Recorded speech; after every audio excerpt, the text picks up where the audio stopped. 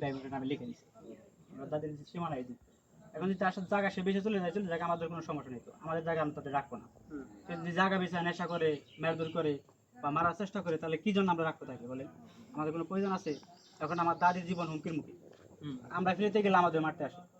এটাই আপনাদের কাছে। রাখ দাও, তোমার দাদি রাখ দাও। আমার দাদি এখন তুমি মূলত এখন কি চাচ্ছ? তোমার বাবার কি চাচ্ছ? এখন তোমার বন্দোবস্ত কি চাচ্ছ? আমার বন্দোবস্ত আপনারা আমার হেফাজত করেন, আমার পরিবারটা বাঁচান। এরকম মনে করেন যে আমার বাসায় প্রতিনিয়ত মনে করেন হাজার হাজার মানুষের গান থাকে, ছোট থেকে বড় কোনোটা বাদ নেই। আমি প্রমাণ দিতে পারেন, আমার কাছে ভিডিও করা আছে সব। তবে একটা কথা শুনছি যে কে নাকি মানে প্রশ্রয়দাতা ওনার হ্যাঁ, পুলিশে দিলে ধরে নিয়ে আসে, এটা কি? মানে তার সাংবাদিক তার চাচা বশির সাংবাদিক।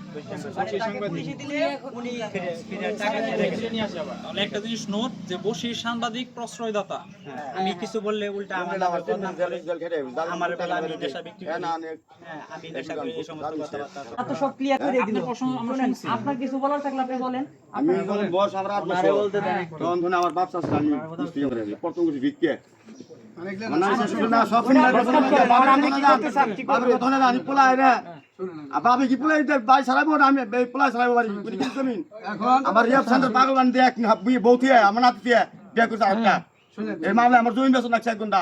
আচ্ছা আচ্ছা, আমি কই মু টার্গেট কইরে বেচে সাদা দেব জমি ঠিক আছে বাদান শোনো লাইন আছে আঙ্কেল অপরাধ তো আমার একটাই আমি বাবা একটু নিশা দিতাম এটা নিয়ে ক্ষতি হইতো তো কইতো নিশা তো খান নাই তো, নিশা আমরা